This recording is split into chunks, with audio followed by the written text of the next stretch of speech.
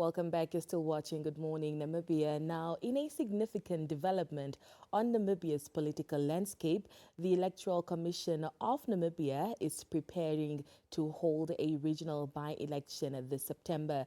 Now, this follows the nomination and subsequent appointment of the former Outapi Constituency Councillor Immanuel Shikongo as the new governor of the Omusati Region, creating a vacancy that must be filled through the democratic process.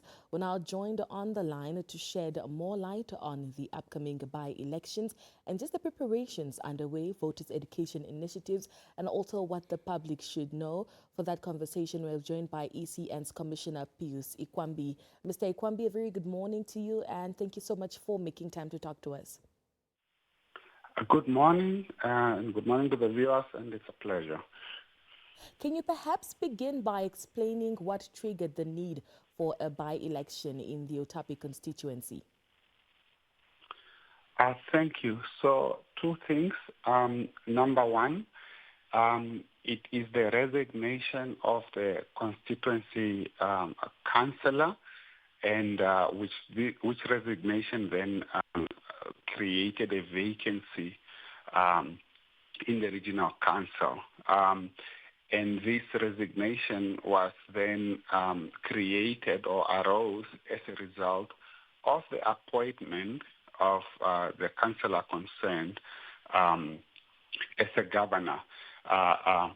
So when we then look at the provisions of the Regional Councils Act, specifically Section 10.3, it provides that once that vacancy then arises, it must be filled within 90 days after that vacancy arising, unless those 90 days expire upon the expiry of the initial term of office. With this initial term of office, in our view or from an interpretation point of view, would then expire only on the day when the elections, the general elections would be held, which is now the 26th of November this year. So when you count back the 90 days against the date on which the resignation arose, which is the 1st of July, it then leaves you with more than 53 days, which therefore then necessitates the holding of this by-election. What are some of the key dates and also the timeline that the public should be aware of as we approach the September by-elections?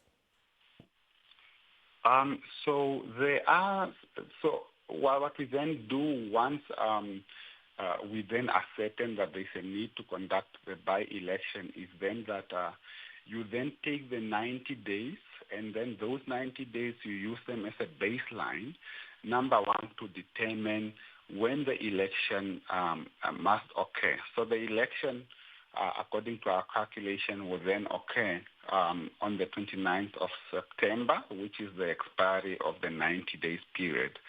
However, there are certain statutorily sanctioned processes that must occur before that date, as well as other administrative processes which must occur before that date. So crucially is the conduct of the supplementary registration of voters, which the Commission has at this stage considered and recommended for approval by Her Excellency the President. So we are waiting for that approval.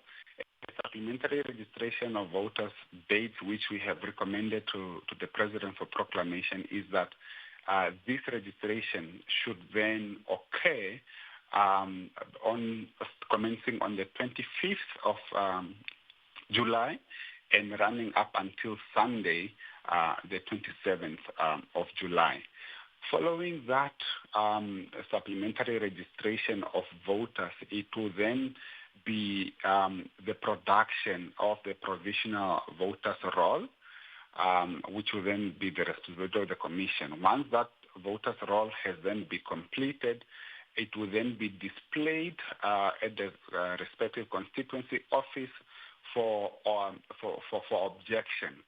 And then following that objection, if there are any objections, they must then be referred to the electoral tribunal, which is the magisterial court of the specific district or constituency. And then what will then follow that, it will be any rulings, if any, if there are any objections, and if there are any appeals, referral to the electoral court, and so on. But once that is completed, it will also then, another key date, it will then be the nomination, opening up of the nomination period. We will have two nominations. First one, which will be the nomination of independent candidates, if there are any in the constituency. And then we will also have then the nomination for political parties are concerned.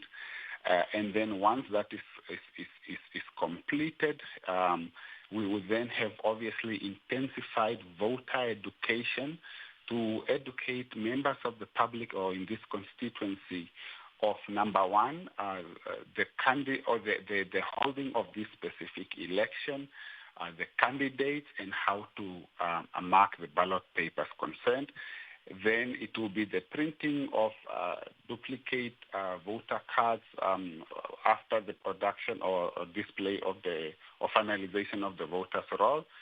And then it will be the election date, which is the 29th of September. So those are some of, the high-level activities which are required to be completed prior to the date of 29 September. Commissioner Iikwambi, what are some of the measures that the Commission has put in place in order to guarantee a transparent, free and fair electoral process during this by-election? So perhaps number one is to start with the fact that we have considered the fact that we will have to conduct this by-election,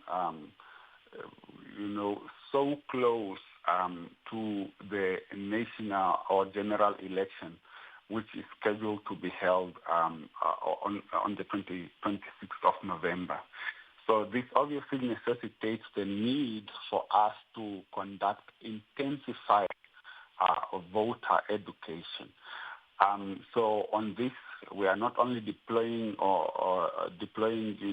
more resources in terms of voter education officials to conduct this education, but we're also counting on our stakeholders, the political parties, to also do their part. So in this respect, like I indicated, the supplementary registration of voters is set to be held on the 25th until the 27th of July already. So voter education is already taking place. On top of that, training for the officials who will be deployed for this exercise is also already taking place. The deployment of voter registration kits has also already commenced, and so those are the critical aspects that I can think of at the moment in terms of what the Commission has done. We have also, like I indicated earlier, resolved and recommended the statutory dates to Her Excellency the President for proclamation. So on our part, we have done all that is necessary, and maybe just to indicate that as soon as the vacancy occurred, these preparations already commenced internally by, drawing up the electoral schedule, working against those 90 dates, identifying those statutory dates and communicating same to the stakeholders. But key amongst all was the engagement with the political parties through the platform called the Political Parties Liaison Committee to sensitize them of the vacancy, the expectations from the side of the Commission, and the practical as well as logistical implications of holding this by-election.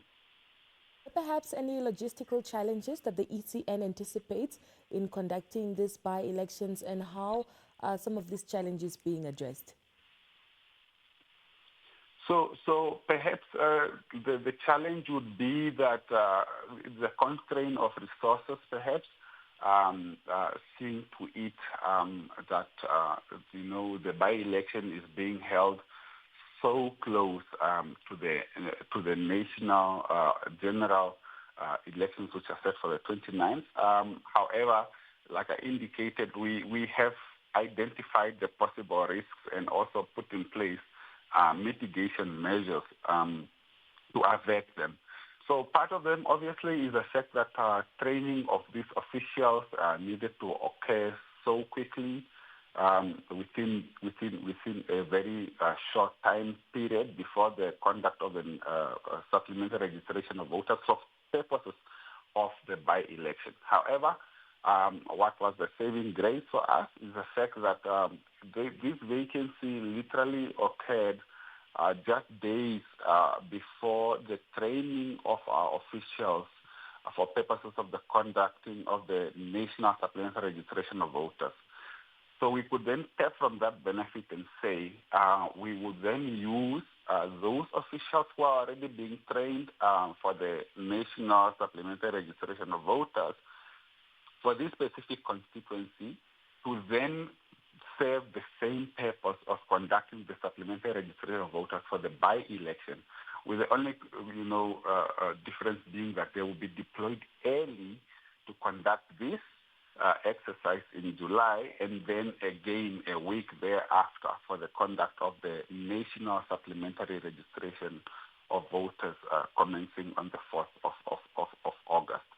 So it is all systems go. With other things such as perhaps the procurement of other sensitive materials such as ballot papers, we will only know upon the close of nominations for this by-election, which will occur in the close of nominations, which will happen in August.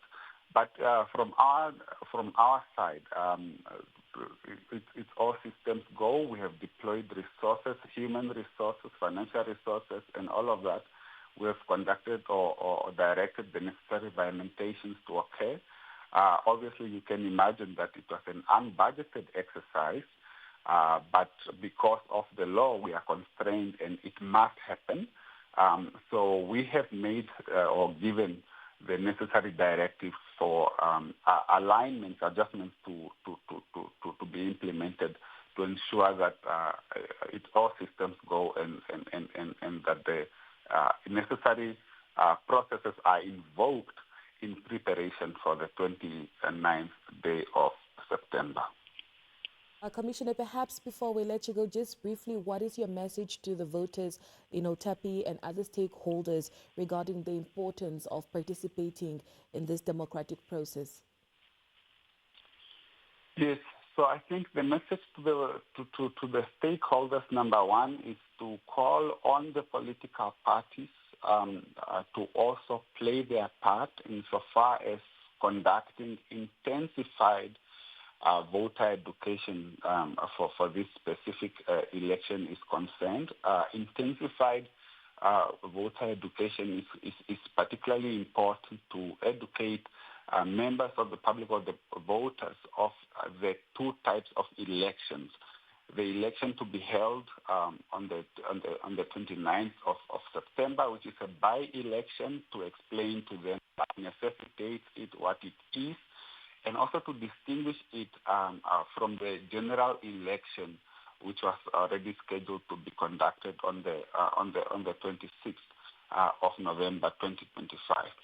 And also just to indicate that it is important for them to show up for both elections, obviously understanding the purpose and the difference between the two respective elections.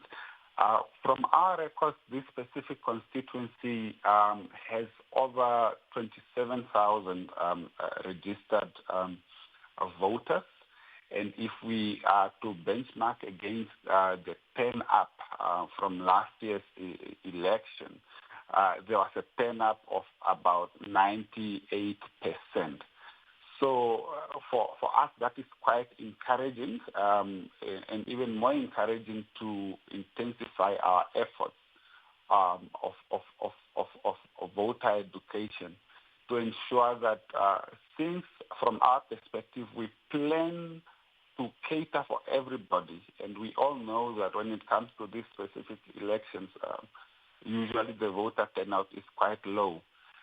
So for us, it's really just intensified voter education to ensure that all turn up to participate in this respective election, and to explain the type of election and how it differs from the election to be held on the 26th of November.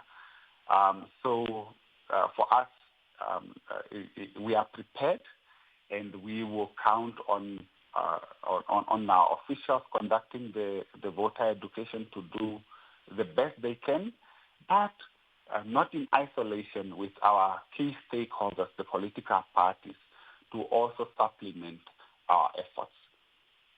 Commissioner, thank you so much for joining us this morning.